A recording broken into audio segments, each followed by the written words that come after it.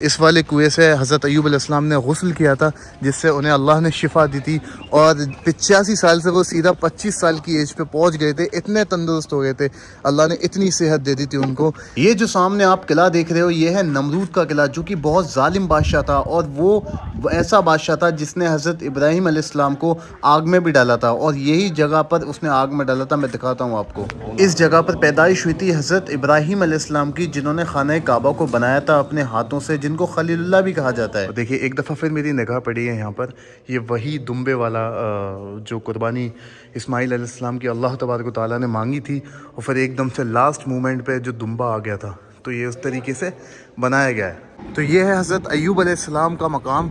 हज़रत अय्यूब अलैहिस्सलाम की कब्र है अंदर, अय्यूब अलैहिस्सलाम आराम फरमा रहे हैं अंदर। हज़रत अय्यूब अलैहिस्सलाम की बॉडी से जब कीड़े गिरते थे तो हज़रत अय्यूब अलैहिस्सलाम उसको भी अपने हाथ से उठा के रख लिया करते थे, अपनी बॉडी पे वापस डाल लिया करते थे। तो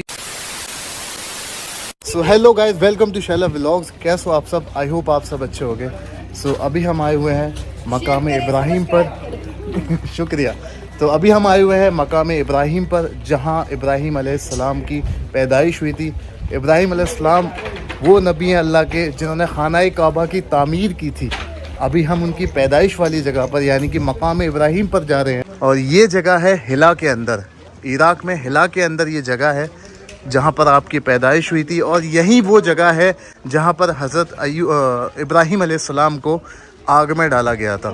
सो यहाँ पर कुछ इस तरीके से शॉप वगैरह है और ये जो सामने आपको मुकाम दिखाई दे रहा है, यही है वो जहाँ हज़रत इब्राहिम अलैहिस्सलाम की पैदाइश हुई थी। तो अभी चलते हैं हम अंदर और यहाँ पर हुई थी हज़रत इब्राहिम अलैहिस्सलाम की पैदाइश। मौसम बहुत ज़्यादा गर्म है, ये ऊपर हल्की सी चढ़ान पर है, लाइक पहाड़ी टाइप की है। सो यहाँ पर और ज़्यादा गर्मी लग रही है। तो यहाँ चलेंगे अंदर यहाँ से और ये कुछ अंदर का व्यू है। तो हज़रत इब्राहिम अलैहिस्सलाम की जो पैदाइश की जगह है वो बेसमेंट में है नीचे। सो यहाँ पर ये फ़ोटो आपको दिख रहा है ना, ये इस चीज़ के बारे में मैं आपसे क्या बोलूँ, ये इन्होंने हज़रत मौला अली का फ़ोटो बना रखा है, जो कि किसी भी तरीके से जायज़ नहीं है क्योंकि मौला की तस्वीर हो ही नहीं सकती। सो ये मौला अली की तस्वीर बना रखी है जिसका कोई लेना देना नहीं है। मौला अली की तस्वीर ना कोई थी ना कोई है, क्योंकि मौला का नूर अलग था, मौला की एक अलग पर्सनैलिटी थी। ये जिस तरीके से इस फ़ोटो में शो की गई है, ये ऐसा कुछ भी नहीं है, मौला की ये फ़ोटो हो ही नहीं सकती। तो अभी जब अंदर आएंगे तो अंदर हमको देखने को मिलेगा कुछ इस तरीके से। सो ये जो हज़रत इस्माइल अलैहिस्सलाम की कुर्बानी वाला सीन है ना, जब हज़रत इस्माइल अलैहिस्सलाम की कुर्बानी थी और फरिश्ते ने दुम्बा ला के रख दिया था, तो यहाँ पर ये कुछ इस तरीके से फ़ोटो बना के रख दिया है, लगा दिया है, यहाँ पर आप देख सकते हो। सो अभी नीचे चलते हैं हम मकाम इब्राहिम पर, जहाँ इब्राहिम अलैहिस्सलाम की पैदाइश हुई थी।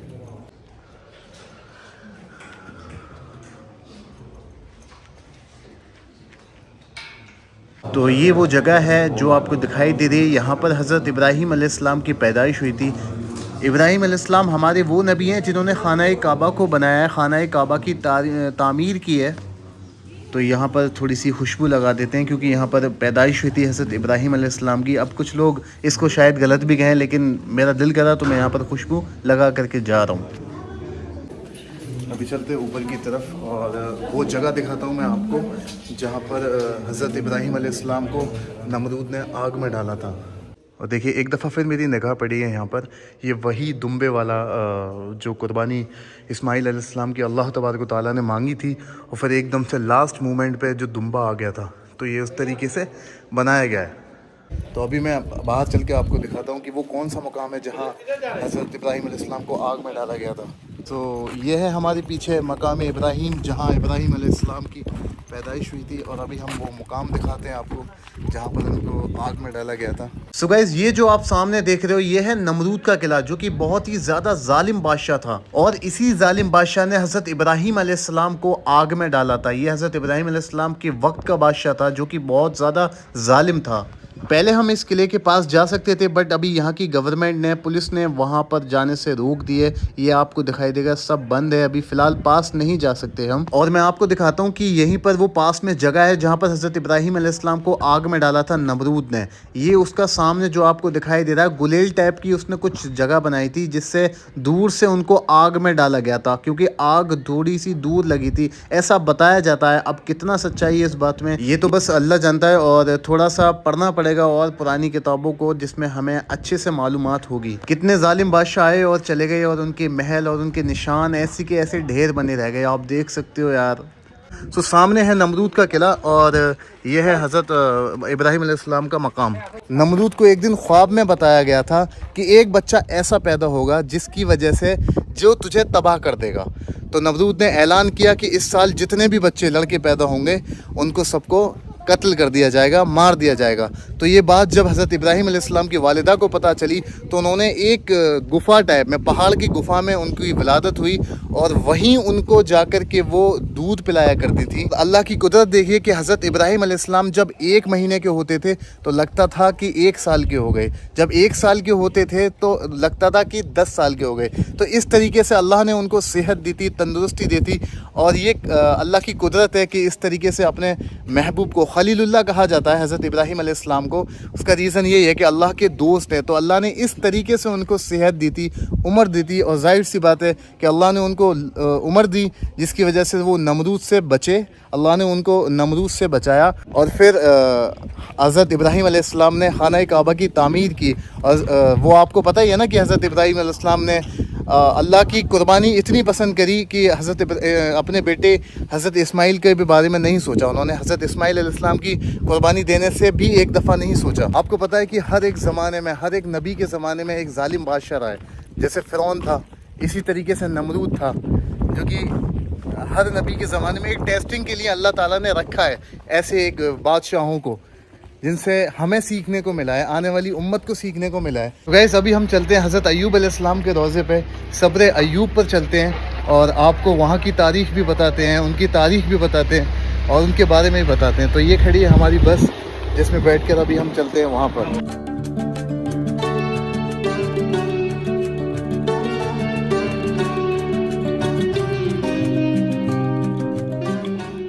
तो अभी हमारी ये बस रुक चुकी है और अब हम आ गए वहाँ पर। तो अय्यूब अलैहिस्सलाम, जिनके बारे में आपने बचपन से सुना है, कुरान में उनका जिक्र है, और वो अल्लाह के नबी हैं। अल्लाह ने उनको इतनी दौलत से नवाजा, इतनी सेहत से नवाजा, बीवी बच्चों से नवाजा, उनकी अच्छी औलादें थीं। लेकिन एक दिन शैतान ने अल्लाह से कहा कि तेरा शुक्र ये अय्यूब अलैहिस्सलाम इसलिए करते हैं क्योंकि तूने उनको हर एक चीज़ से नवाजा है, हर दौलत से नवाजा है, सेहत से नवाजा है, औलाद से नवाजा है।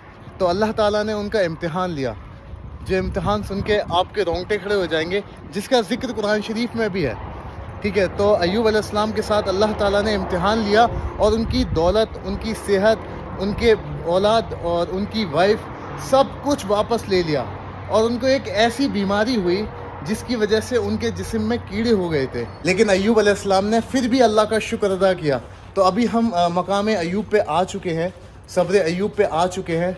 ये है अय्यूब अलैहिस्सलाम का रोज़ा। सो अभी हम चल रहे हैं अंदर की तरफ। यहाँ एक मार्केट है जो कि अभी बंद दिखाई दे रही है, शायद गर्मी की वजह से, बट ये 1-2 शॉप खुली हुई है आगे। सो ये है अय्यूब अलैहिस्सलाम का रोज़ा। अभी हम चलेंगे अंदर। ये कुछ इस तरीके से यहाँ पर मार्केट है, ये आप देख सकते हो। ये बिल्कुल अपने इंडियन स्टाइल में सारी चीज़ें मिलती हैं यहाँ पर। यहाँ पर भी कुछ अलग नहीं होता, बस बोली ज़बान लोग अलग हैं। बाकी ये है अय्यूब अलैहिस्सलाम का रोज़ा। अभी हम चलेंगे अंदर। तो अभी हम अंदर की तरफ आ चुके हैं। ये है अय्यूब अलैहिस्सलाम का रोज़ा। और सब्र अय्यूब का क्या कहना है, क्या बात है सब्र अय्यूब की। अल्लाह ताला ने इनका इम्तिहान लिया, लेकिन हर मुश्किल में अल्लाह का शुक्र अदा करते रहे और शैतान की बात को गलत साबित किया। तो ये है हज़रत अय्यूब अलैहिस्सलाम का मकाम। हज़रत अय्यूब अलैहिस्सलाम की कब्र है अंदर, अय्यूब अलैहिस्सलाम आराम फरमा रहे हैं अंदर। मैं इस वक्त अपने आप को बहुत खुश नसीब समझ रहा हूँ जो अल्लाह के नबी के रोज़े पे आकर खड़ा हुआ हूँ। ये वो नबी हैं अल्लाह के जिनको हर चीज़ से आजमाया गया, लेकिन ये हर आजमाइश में कामयाब हुए। तो अभी मैं आपको अंदर लेकर के चलता हूँ और अंदर से ज़ियारत कराता हूँ।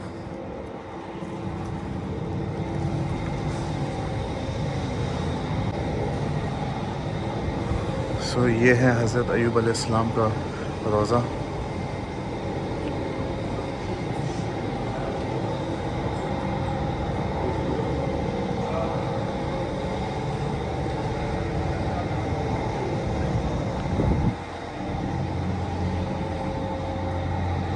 अल्लाह ने अपने हर एक नबी का टेस्ट लिया है, हर एक नबी को आजमाइश में डाला है। उसी में से एक है हज़रत अय्यूब अलैहिस्सलाम, जिनकी सब्र की मिसालें दी जाती हैं, क्योंकि इन्होंने वो सब्र किया कि जो कि बहुत ज़्यादा मुश्किल था।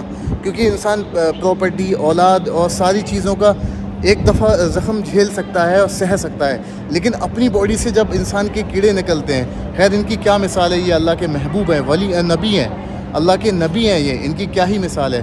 लेकिन सब्र अय्यूब की आज मिसाल दी जाती है, सब्र के लिए मिसाल दी जाती है, तो सब्र अय्यूब की मिसाल दी जाती है। तो अय्यूब अलैहिस्सलाम ने वो सब्र किया जो कि बहुत ज़्यादा मुश्किल था, लेकिन हर हाल में अल्लाह का शुक्र अदा किया, और हम तक भी ये मैसेज पहुंचाया कि कुछ भी हो जाए अल्लाह का शुक्र हर हाल में करना चाहिए। हज़रत अय्यूब अलैहिस्सलाम की बॉडी से जब कीड़े गिरते थे तो हज़रत अय्यूब अलैहिस्सलाम उसको भी अपने हाथ से उठा के रख लिया करते थे, अपनी बॉडी पे वापस डाल लिया करते थे। तो ये सब्र की मिसाल थी, और हर हाल में अल्लाह का शुक्र अदा करते थे, और शैतान को वहाँ पर उन्होंने मायूस कर दिया, अल्लाह का इतना शुक्र अदा किया। क्योंकि शैतान ने अल्लाह से यही कहा था कि अय्यूब अलैहिस्सलाम तेरा शुक्र इसलिए अदा करते हैं क्योंकि तूने खूब सारी सेहत दी है, दौलत दी है, अच्छी औलाद दी है, और इसलिए तेरा शुक्र अदा करते हैं। तो अल्लाह ने हज़रत अय्यूब अलैहिस्सलाम का टेस्ट लिया और दिखाया हम सबको भी कि सब्र करने वाले हर हाल में सब्र करते हैं। तो 17 साल बाद, 17 साल तक हज़रत अय्यूब अलैहिस्सलाम ने अपना इम्तिहान दिया, टेस्ट दिया अल्लाह को, और हर हाल में सब्र किया। फिर 17 साल बाद अल्लाह ताला ने उनको सारी चीज़ें वापस कर दी। तो अभी हम जा रहे हैं सब्र अय्यूब की उस जगह पर जहाँ पर कुएं से गुस्ल किया था हज़रत अय्यूब अलैहिस्सलाम ने, वो भी आपको दिखाता हूँ मैं। तो अभी हम आ गए अपने बस पे, और अभी हम यहाँ से जा रहे हैं उस जगह पर जहाँ पर हज़रत अय्यूब अलैहिस्सलाम ने गुस्ल किया था, और 17 साल बाद सारा जिस्म और सारी दौलत और बच्चे भी और वाइफ भी, सब कुछ उनके पास वापस आ गया।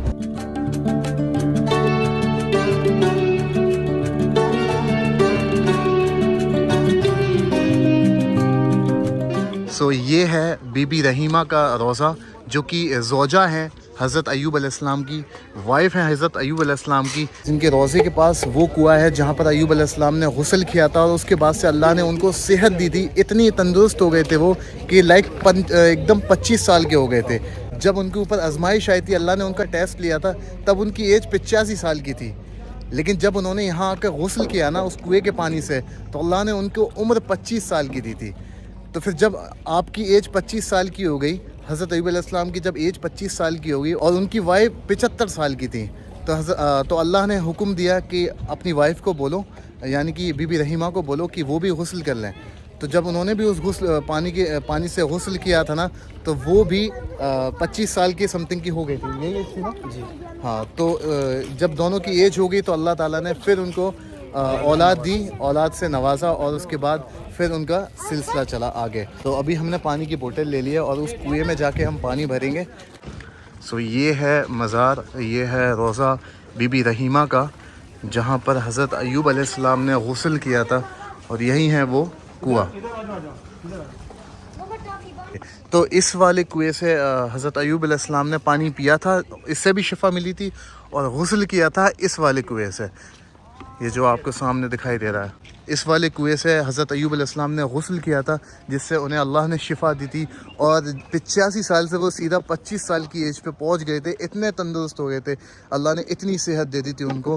पहले उनकी बॉडी से कीड़े निकल रहे थे, और वो उस कीड़ों को उठा के बार बार अपने जिस्म पर डाल लेते थे और अल्लाह का शुक्र अदा करते थे। तो अभी हम इस कुएं से पानी भरेंगे और आधा उससे भरेंगे, तो ये पूरी बोतल हम फिल कर लेंगे। अभी इन कुओं से अब पानी तो नहीं निकाला जा सकता, लेकिन यहाँ की जो गवर्नमेंट ने जो किया है ना, इन कुएं में ना ऐसे पाइप लाइन ऐसे डाल दिए, तो जिसका पानी यहाँ आता है, इस जगह से आप पानी भर सकते हैं इजीली, क्योंकि अब बाल्टियों वाला ज़माना नहीं है कि उससे हाथ डाल के, बाल्टी डाल के पानी भरा जाए। सो अभी यहाँ से हम आधी आधी बोतल फिल कर लेते हैं।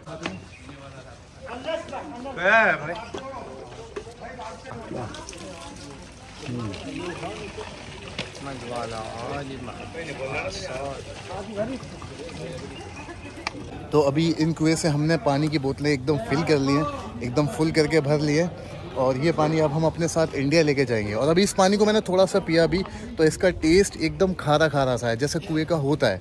तो गाइज़ आई होप आपको ये व्लॉग अच्छा लगेगा, और मैंने दुआ की आप सबके लिए भी, और आप भी मेरे लिए दुआ करें। अल्लाह ताला हम सबको खूब सारी कामयाबी दे और बुरी मुसीबतों से बचाए। तो यार अगर अच्छा लगा है ना व्लॉग तो कमेंट्स करके बताना कैसा लगा है, और वीडियो को लाइक कर देना और चैनल को सब्सक्राइब कर देना। बाकी मैं जा रहा हूँ करबला, तो फिर आपको ज़ियारतें कराता हूँ अच्छे से। तो मिलते हैं अगले व्लॉग में।